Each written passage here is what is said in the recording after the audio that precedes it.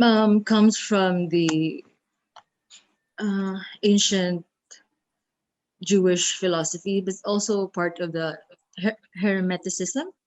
It means a chariot or a vehicle, but in its etymology, it means light, spirit, and body, Mer, Ka, and Ba in ancient Egypt.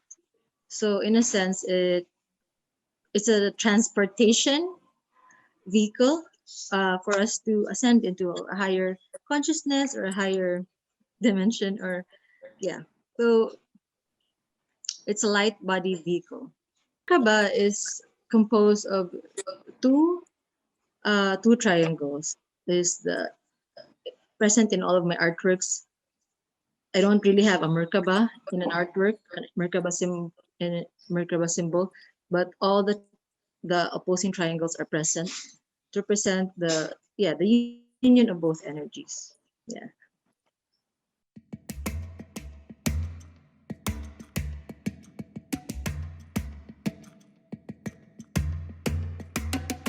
Or the interlacing circles, but it also means the flower of life, uh, a mode of creation.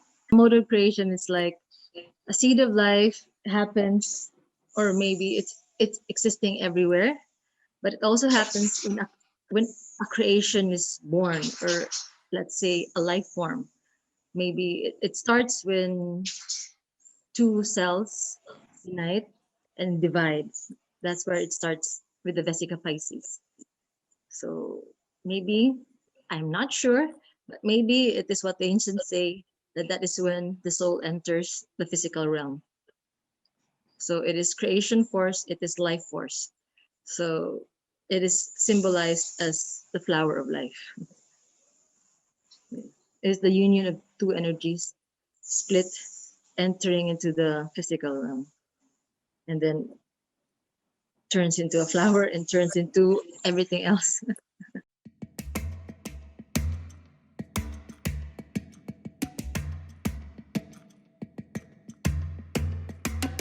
For for the Hermeticists, the cosmic androgyne is the union of the male and female energies, but not to say that it is heterosexual energies, such that literally male and female. It could also mean the light and darkness, two opposing energies, positive, negative forces. Maybe when we come together with ourselves, get to integrate with our darkness also, not just being a light being. Maybe that is when we become a Christ consciousness, that we become somehow in this physical reality a better person. And when we become that, we are light bringers to the earth. So yeah, the divine androgyne is you actualizing into your higher being.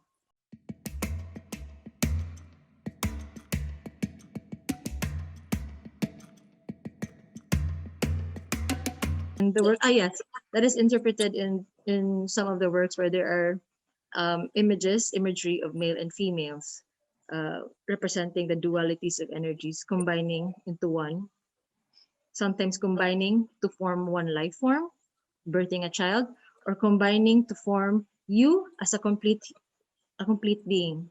Maybe that's what we are, vessels of these forces, vessels of the soul, vessels of the light, vessels of these energies. So maybe that's just what we're doing here on earth, experiencing all these energies, experiencing all these experiences to learn, analyze, and transmute later on. And yeah, transcend into another vessel, I guess.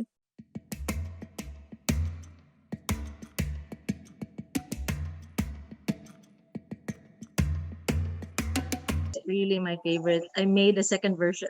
I made a version of that before a few months ago, and I really loved it.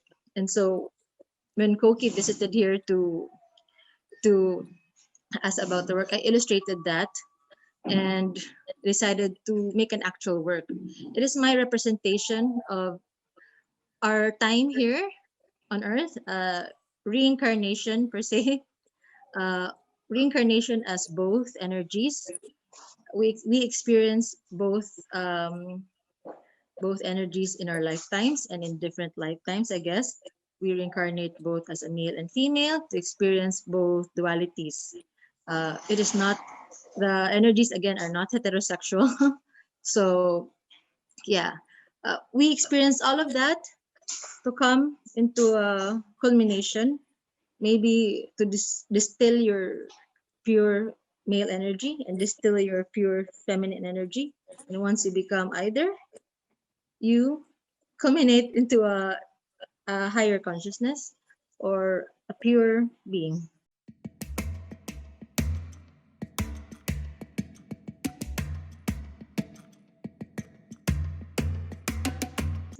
That is actually in my initial studies for this, for the show, and then oh wow, I kind of put it off for a while, and then in the last minute I made it, and it totally made sense to really make that work because it's like what I've been talking in the rest of the works, like the flower of life, the spirit coming into the body.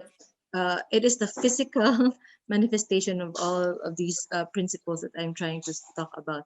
It is the union of the male and the female coming together to form a Christ consciousness, uh, a higher consciousness. Turns out that the robe is actually the face of Christ.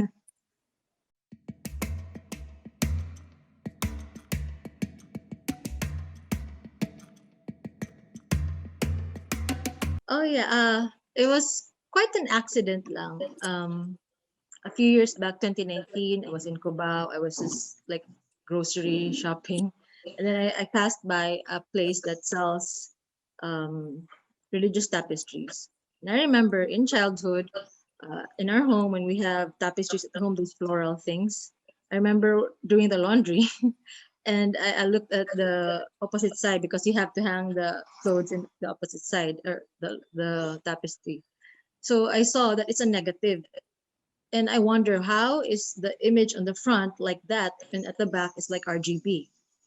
So initially when I saw those religious tapestries, I automatically remember that memory na the back is a negative. And when I took it out of the frame, it is. That's how it looks like. Here are samples like th- these are opposite images of the front, and they don't look much like how they are in the front. Pretty much like how our lives are, how we are as individuals, how everything else are. There are very much a lot of dualities with us.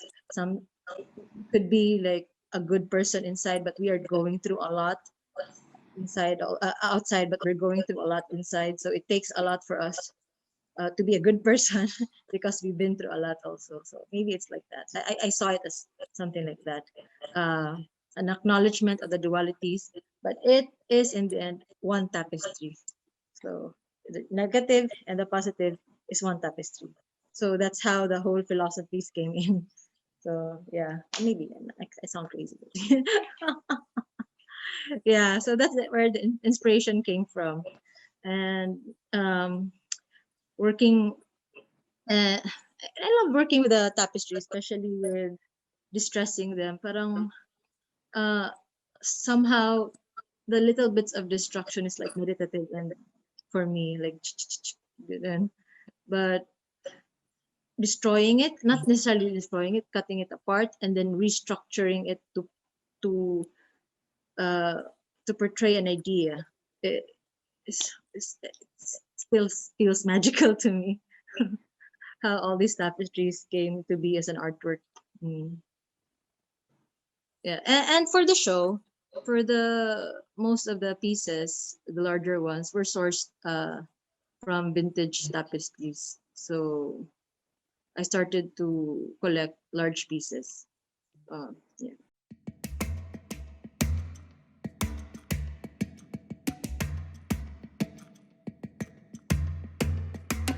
The wounds, especially those flesh-like, I try I'm trying to say that some maybe the divine is personified for us to relate with them or it, like the female energy or the dark energy is personified as a woman.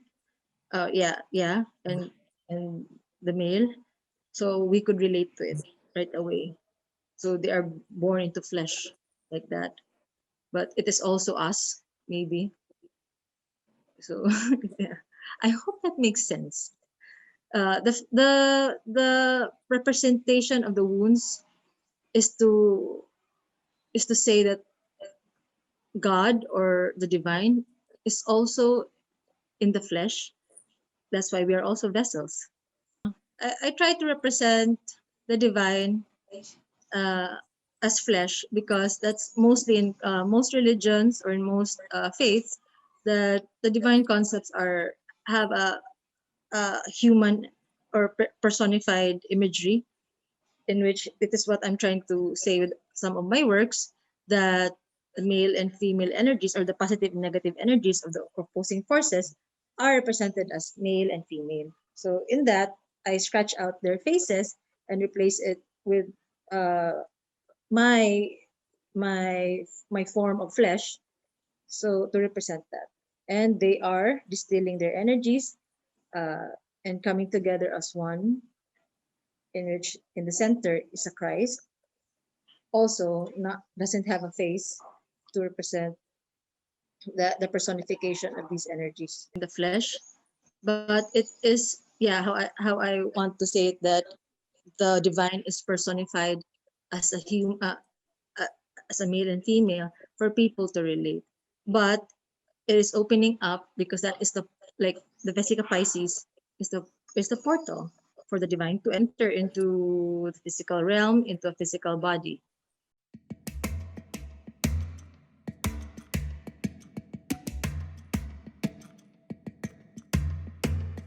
Of some of the tapestries. So some of the tapestries, especially the bigger ones, we have to I had to order them from abroad because it was really hard to find large tapestries. I was encouraged to make large works, and most of the ones I could find here are the ones that are smaller, which the three pieces that are smaller. So um,